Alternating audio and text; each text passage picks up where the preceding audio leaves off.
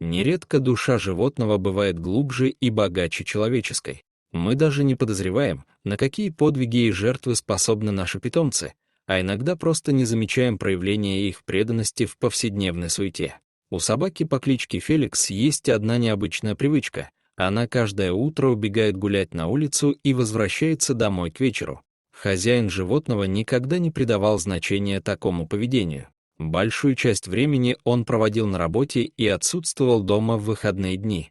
Мужчину не интересовало, где пропадает его пес, так как тот всегда появлялся дома, будучи целым и невредимым. Однажды, когда у владельца животного был выходной, он остался дома. Примерно в полдень его разбудил странный жалобный стон.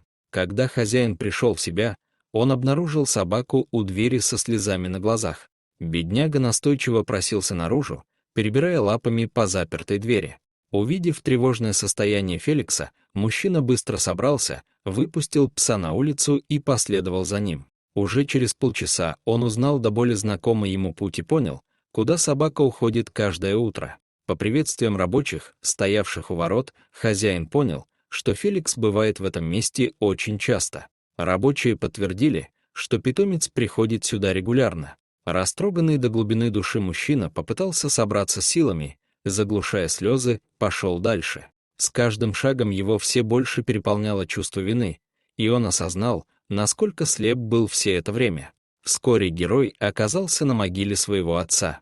Он присел на корточки, обнял собаку и расплакался, как маленький ребенок. Дело в том, что его отца не стало полгода назад, и с тех пор вечно занятый сын ни разу не навестил могилу покойного родственника. Местные работники рассказали хозяину, что Феликс ежедневно приходит к могиле покойного хозяина и проводит здесь несколько часов, глядя на изображение самого дорогого и важного для него человека.